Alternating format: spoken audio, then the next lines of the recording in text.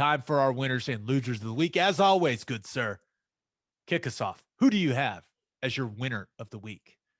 This is going to sound crazy, but it's the Jacksonville Jaguar football fans. And the reason Tebow's is back. Tebow's coming back, baby. Tebow is back. Yeah, we'll see. Neighbors with Urban Meyer. But I was skeptical in the beginning, but I'm starting to buy in on Urban Meyer. I think his draft process was really interesting. And the news that came out today is that Urban Meyer has fired 4 longtime employees, employees that have, most of them, been there since the franchise joined the league back in 1994. And these moves are, everyone say they're unsurprising because he's shaking everything up. But here's what he said. He's been making it a point to tell everyone there that it's the franchise's responsibility to give the players the best of absolutely everything, which is why he's also pushing for a standalone football facility. Now, Jacksonville, the facilities suck. It's one of those where it's an older stadium and your And you meeting played rooms, there, so you know. meeting rooms, locker room, everything is in the stadium. It's in like the one of the little rows of the stadium. And Gross. yeah, and you've got the practice fields are right outside the stadium, which, oh my God, are those practice fields the most amazing thing ever. It's the best turf you could ever practice on. But the facilities still suck. And that's the college mentality is this needs to be the best possible place, nutrition wise, strength and conditioning wise, facility wise. It needs to be a place where these guys want to come. They want to spend their time, where free agents want to come in and say, dang, I could see myself coming to work here every single day. He wants the best of absolutely everything. And he's psychotic, as I've always said. And I don't know, man. Maybe it goes down in flames. Maybe it does, but it's a different philosophy. Usually it's just been, we'll throw money at these guys as much as it takes to get them here. And once they're here, it's on those guys to perform like professionals, right? How often do we hear that? You're a professional now. You're a pro. Well, Urban is saying, well, yeah, you're a pro, but I'm going to give you every tool I can possibly give to make you the most successful player you can be. And I think it's going to go over well. I do. I really do. And that becomes very attractive to free agents. Yeah. And as long as you win. Now, you got to win, Gabe. You know that. You got to win. But ultimately, a lot of free agents are going to choose the team that's giving them the most money. The interesting part about Jacksonville, and it's interesting that he's trying to get them elite facilities. First of all, I think Shad Khan is worth like $8 billion, their owner. I think he was named like the 4th richest owner in the NFL. So I think he made that much on Dogecoin this week to build new facilities. Doge is red hot, baby. Red hot. But the interesting part about Jacksonville is it's in the AFC South. Mm-hmm. And one of the reasons that the AFC South is so attractive to free agents and why Jacksonville would be very attractive, throwing all that on top of it, is there's no state income tax in the state of Florida. Mm-hmm. So you would have, now the 17 game schedule now screws all the math up for me because it makes it harder. Like, where's the extra game go? It used to be even 8-8. Did I also see that they're spreading the payout over the entire year now instead of a weekly game check? Yes. Is that right? I believe so. I believe it's over like 34 weeks now, which if I was a guy in that league that was responsible with my money, I would be pissed. I want my money now. I want it to put in my investment accounts. Why are you getting to make money off my money while I am not? I would be pissed if and I know I would have raised hell. It should be an option. You should be able Yes. to. Oh, And we're maybe it is. protecting I the don't know. players so they don't spend it all. Oh, shut up. We're grown ass men. Give us our damn money. Okay.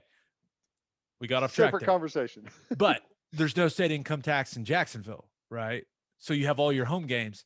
Then in that division, you've got the Titans, you've got the Colts, you've got the Texans. The only team that has state income tax in that division is the Indianapolis Colts. No state income tax in Tennessee, no state income tax in Texas.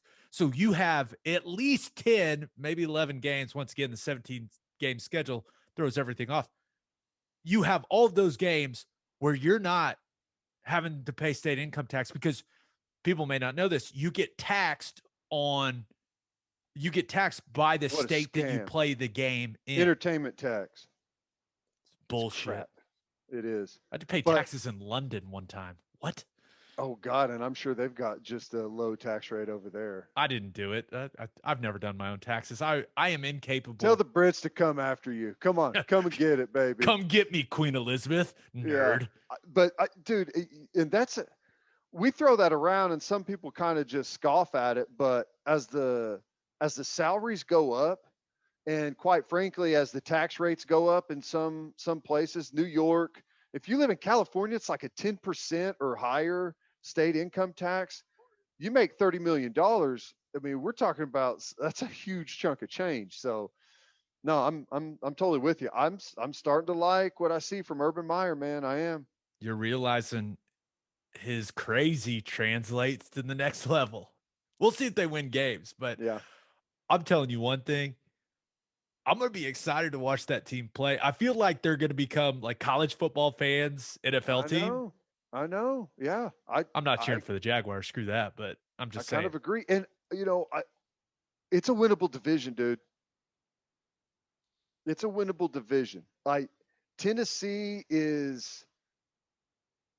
they're good, but it's not like they're winning with like a huge running back and defense. It's not like, I don't know. I think that division it's winnable. You just don't think Carson Wentz is going to be good in Indianapolis? What the hell, man? No. Your face. No. Kidding? No, I don't. No. That ship Okay. has sailed. Okay. Who do you have as your? By the way, that was one of the most that winner of the week was. We were all over the place. We even talked about Dogecoin in there. All right. Who do you have as your loser of the week? I love this. It's Texas A&M fans. I love confidence. I love when a team is confident. What I don't like is when my head coach says, whenever he's asked about Nick Saban, we're going to beat his ass. All I can say is I can't wait until the Bama game, which is what Jimbo Fisher said in some type of recruiting deal, like one of those. I think he was in Houston giving some speech at a caravan event or something. Oh, no. Was asked about Nick Saban and how do you get past Alabama. And he said some of those things half jokingly, but still, you just don't throw those things out there, do you, Gabe? We know how this goes. We know that Nick Saban's going to have that plastered all over the locker room about how bad they're going to beat Alabama, how bad they can't wait to play the football game. You leave a sleeping giant. You just walk past the cave, man. No reason to wake them up. They got a lot of guys to replace, too. Remember, until the coronavirus screwed up last year, like last year was supposed to be the year for them. And they got to replace their quarterback. I mean, and I really do. Speaking of those mock drafts we were talking about earlier, the Marvin Leal is all over them, and that kid is an absolute beast. We'll see. But, I mean, they got to replace Buddy Johnson. Like, they have a lot of people that have to step up. And even though they've been recruiting well, they ain't been recruiting like Bama. And whatever Nick Saban does, I don't know what it is, because we see like Ohio State, if you look at the recruiting rankings, like Ohio State has been crushing it in recruiting since Urban Meyer got there. But they've had success, but they haven't had even close to the amount of success that Saban and Bama have had in the same time span. Like, well, if there's one guy you don't want to call out, it's that guy. What is he doing? Well, here's the thing, though. Like, these schools have recruited well, but Alabama's had like the number one recruiting class like 8 out of the last 10 years or something crazy like that. Maybe 7 out of the last 10. They were on a stretch there at one point that was just insane. And Ohio State they've been great, but Alabama's still getting like 2 or 3 more 5 stars a year than them. Over 4 or 5 years, you're talking about they got 15 more 5 stars on their roster than Ohio State has. That's insane. And they're developing them even better somehow. I mean, right. Yeah.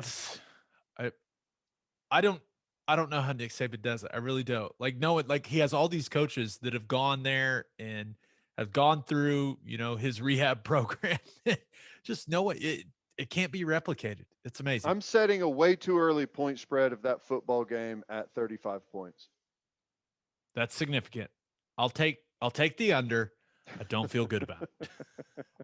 Okay, for my winner of the week, I thought about going with the city of Seattle because as of a few days ago, the Seattle Kraken are the 32nd team in the National Hockey League. So they got an NHL team. Maybe those people will bitch a little less about the Thunder and we can all go about our lives. I also thought about going with Russell Westbrook because this man has been on an absolute tear lately, and he's got the Wizards in the playoff picture Monday night, 14, 21, and 24, just a casual stat line. But that performance guaranteed that he will average a triple-double on the season for the 4th time in his career, which unreal. I mean, which we said about 5 years ago that no one would ever do it again. It'll never happen again. Yeah. Wrong. Maybe we loved Russ here. Maybe we just didn't appreciate him enough. I know there's some bad shots and some bad 3-point shooting, but damn, man. I mean, he's a one-of-a-kind player. Okay, but I'm going a little bigger with my winner of the week. My winner of the week is the NBA play-in games. And I know what LeBron said, right? Whoever came up with that shit needs to be fired. I get it. LeBron a little grumpy because of the ankle. I get it. But I completely disagree with him.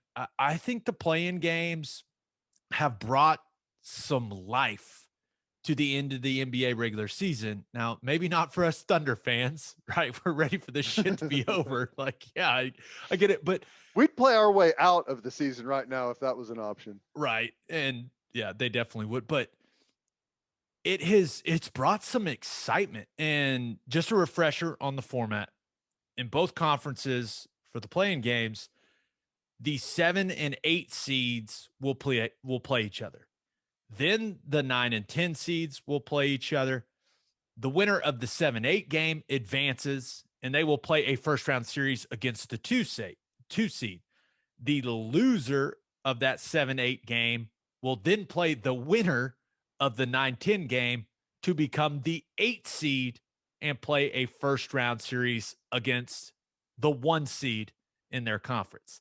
It sounds a little confusing, I know, but I think it has completely changed how some of these games are being played and how fans feel about these late season games, because watching it just feels like there's more on the line, man. It's because there is, but it makes these games that normally at this time of the year in the NBA, we're kind of like, the playoff picture is pretty clear. I mean, I got some errands to run. I'm going to do it during the game, blah, blah, blah. But people are checking the standings constantly and working through possible scenarios. And the games just feel more meaningful because you look at, just take the Western Conference, for example. You've got the battle of the 1 seed between Utah and Phoenix going on. Well, you also have a battle at 6 and 7 between the Lakers and Portland. And the Lakers want no part of the play-in games, right? So they're trying to stay, and that just creates more excitement. In the Eastern Conference, the same thing, right? You've got Brooklyn and Philly at the top trying to get the 1 seed.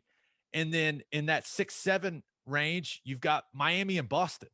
I mean, Boston, this is a team that people were talking about possibly making the finals before the season started. They may be in the play-in games. Like, I think it's awesome.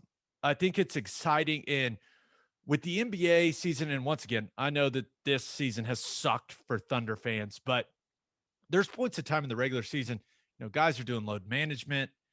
Some of the stars aren't playing. It feels like, okay, these guys don't even care about the regular season. When I watch these games, when something's on a line, like, it seems like the guys are playing harder. I don't know if they actually are, but that's just how I feel. And I think this play-in thing, I don't know if it's here to stay, but I'm really enjoying it right now, man. 2 things for me. Number one, LeBron James is the only person I know who would want to fire somebody who is trying to make him more money. Okay? These games are they're a big television draw. Right? That's my second point is, for the most part, we don't care about who the 9 and 10 seed is. We don't care.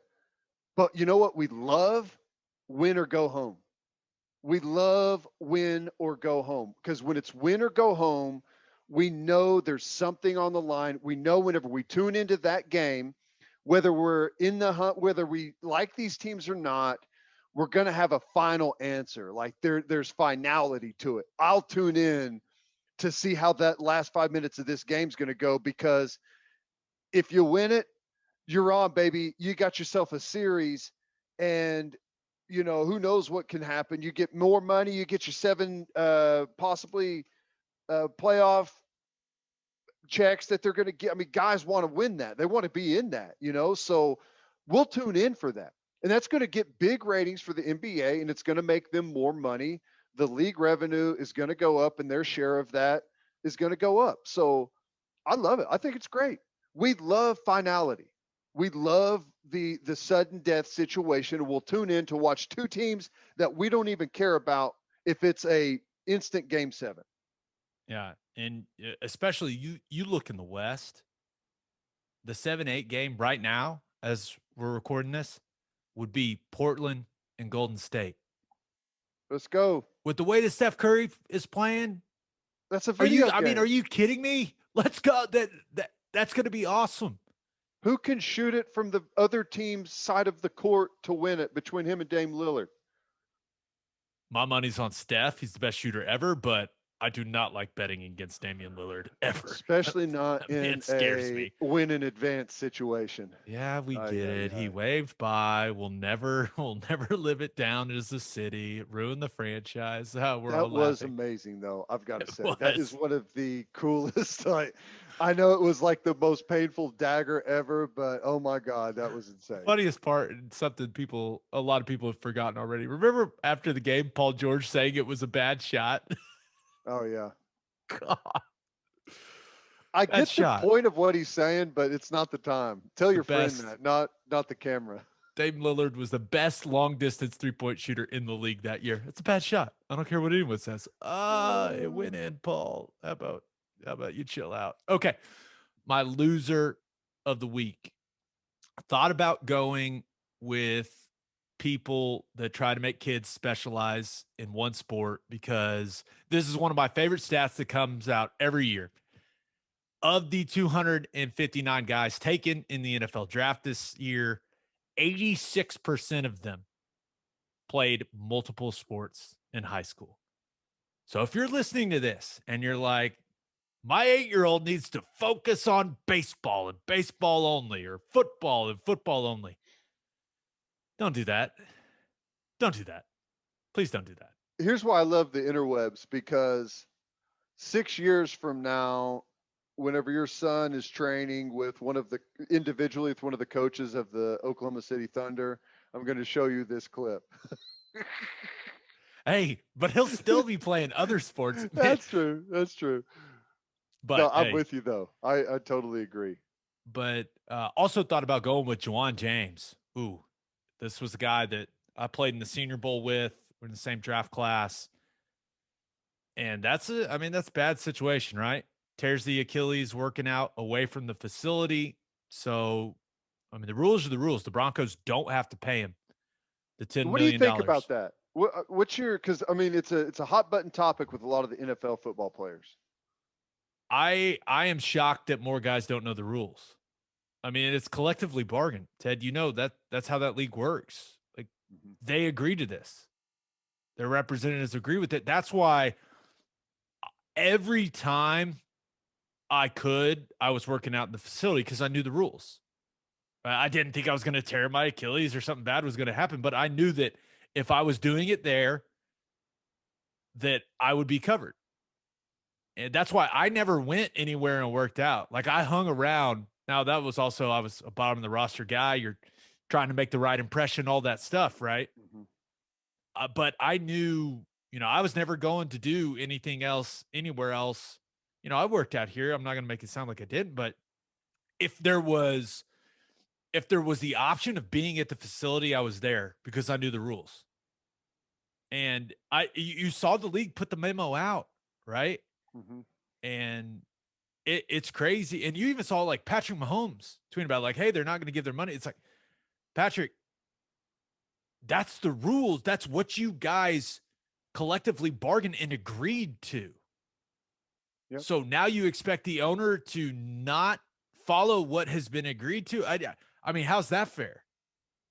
Now, I hope he gets his money because Juwan's a good dude. He was a lot of fun to be around. He got hurt at the Senior Bowl, by the way. He's been hurt a lot.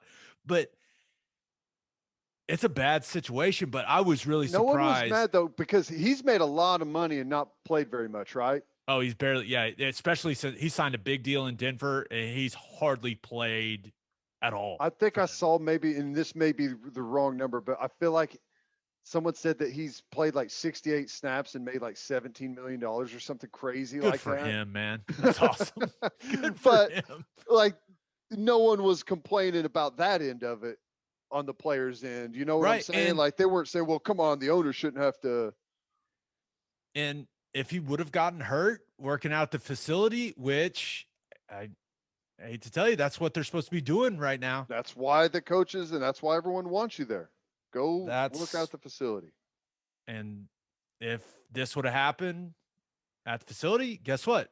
They have to pay him all $10 million because that's what they agreed in the collective bargaining agreement. It's in there. It's written in there. So that's just I feel bad for Juwan. That's a tough situation for him, and it has kicked off this whole discussion, and he's kind of in the middle of it, and he's probably just sitting there going, my Achilles is torn. This sucks. But my loser of the week, and follow me on this, Ted, follow me on this one. My loser of the week is my streak of not getting drunk on Tuesdays. Let me explain. So I have a relatively disciplined drinking routine on weeknights. Now, Friday night, of course, is not a weeknight. I want to make that clear. But, well, hang on. Is this a don't get drunk on weeknights or don't drink, period? Don't get drunk. I justify like a big old glass of red wine with dinner because it's good for me, right? It's good for the old heart, right? Or that's healthy. What some of the I'm just trying to take care of myself. Teddy, I'm going to be a father. I need to live a long time. I agree. Okay. So I do my big old glass of red wine. That glass is going to get bigger and bigger coming up in June. Noted. But so I try to do my best. I try not to, go overboard during the week, but minor league baseball is back. Meaning the OKC Dodgers are back this season after not being around last year. And they announced some exciting things this week.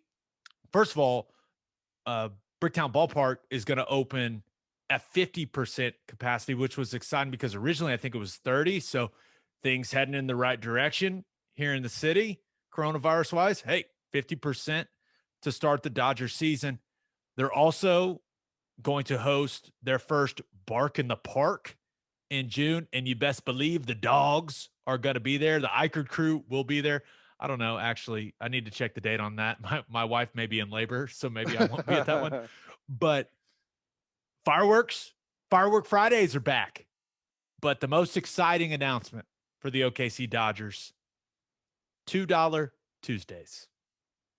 When they have a game in OKC on Tuesdays, $2 soft drinks, $2 bottled water, and $2 select draft beer, Ted. That means you can go to a minor league game, which tickets are not expensive. You can bring a crisp $20 bill, and you can drink 10 beers. 10. Amazing. That's one. Amazing. Like the Cowboys games. You can drink 10 at a Dodgers game for $20. Wow. You got to love it. You got to love it. I think that's cool. I can't wait. My son, he started T-ball this year and is kind of into the baseball thing. It would be worth it like now to take him to a game. Beforehand, he wouldn't know or care what was happening, but now he gets the baseball thing. So yeah, that'd be awesome. Love it. That's going to be a lot of beers. I can't wait they're going to have, how they make the cup snakes? Yeah. There's going to be, that's how we're going to measure the manliness of people at those games, by the size of your cup snake. Yeah. Well, I have a feeling like halfway through June, it's going to be, okay, here $4 Tuesdays. They're going to be, okay, we can't, they're drinking us out of beer. We've got to raise the prices. Supply it's and $10 demand. Tuesdays. No, but I am excited because minor league baseball just decimated last year. Oh, right? I know. It is crazy. Structuring whole thing, and glad the Dodgers are back. But $2 Tuesdays, I'll be getting to a couple of those games. I enjoy because you just get to sit there, drink some beer, watch some ball. I enjoy going to baseball games way more than I do watching them on television.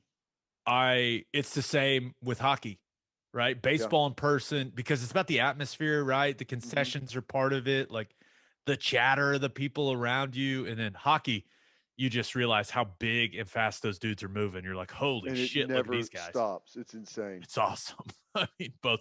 But yeah, get out to the Dodgers game. Why not? This Oklahoma